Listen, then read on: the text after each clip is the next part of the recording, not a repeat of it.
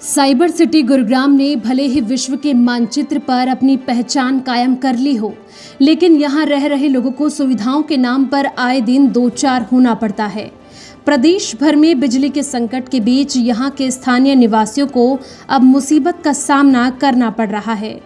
बिजली विभाग द्वारा पर्याप्त बिजली की आपूर्ति न होने के चलते यहाँ सोसाइटी में रह रहे लोगों को अब बिल्डरों द्वारा जनरेटर से दी जा रही बिजली सप्लाई पर आधारित रहना पड़ रहा है।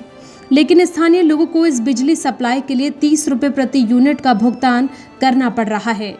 जी हाँ, यह खबर चौंकाने वाली जरूर है, लेकिन यह साइबर सिटी की हकीकत है। ऊंची इमारतों में रहने वाले लोगों को बिजली बिल भुगतान के लिए अपनी जेब पूरी तरह से खाली करनी पड़ रही है। वहीं जेब पर बढ़ते बोझ को देखते हुए लोगों ने अपने बिजली कनेक्शन कटवाने शुरू कर दिए हैं। एक तरफ लोग इस भीषण गर्मी में घंटों बिजली के कट से परेशान हैं, वहीं दूसरी ओर बढ़ते बिजली बिल का असर रिहायशी इलाकों में ही नहीं बल्कि औद्योगिक क्षेत्र में भी पड़ रहा है। हालांकि दक्षिण हरियाणा बिजली निगम द्वारा घरों में दी जा रही बिजली के बिल में कोई इजाफा नहीं हुआ है। निगम द्वारा रिहायशी क्षेत्रों में औसतन 7 रुपये व औद्योगिक एरिया में करीब 10 रुपये यूनिट की दर से ही बिजली बिल वसूला जा रहा है।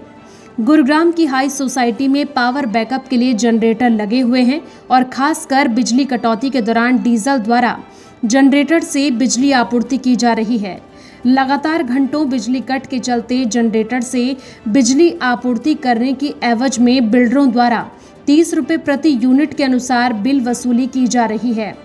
बता दें कि बिजली की यह दर गुरुग्राम ही नहीं बल्कि देश भर में सबसे महंगी मानी जा रही है।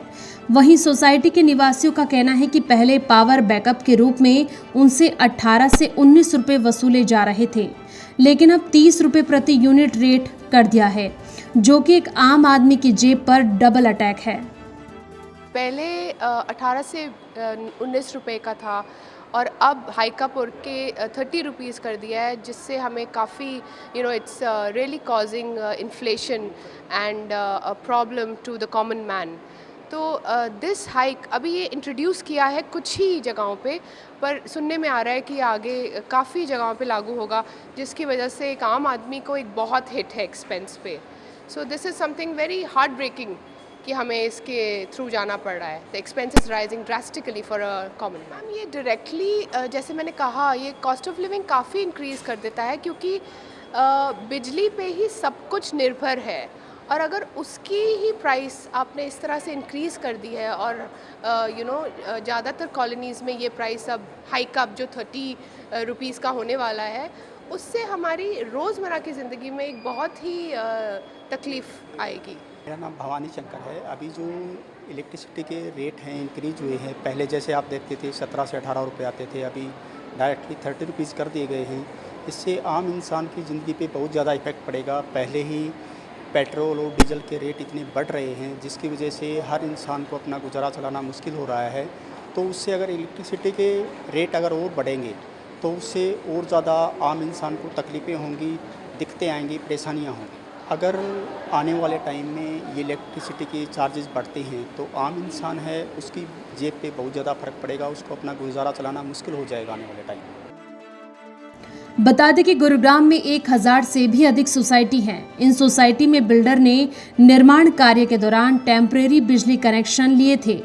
निर्माण के दौरान बिल्डर ने एक सब स्टेशन भी तैयार करना था, लेकिन सब स्टेशन का रुपए अपने अन्य प्रोजेक्ट में खर्च कर दिया। ऐसे में बिल्डर द्वारा यहां निवेशकों को कब्जा देने के साथ ही इसी टेम्परेरी कनेक्शन से ही फ्लैट्स में कनेक्शन दे दिए। हालात यह हुए कि ट्रांसफार्मर ओवरलोड होकर ड्रिप हो रहे हैं और बिजली की कटौती हो रही है। रोजाना होने वाली बिजली कटौती का फायदा उठाकर बिल्डर द्वारा जनरेटर से बिजली आपूर्ति का खेल खेला जा रहा है। Bureau report, V news.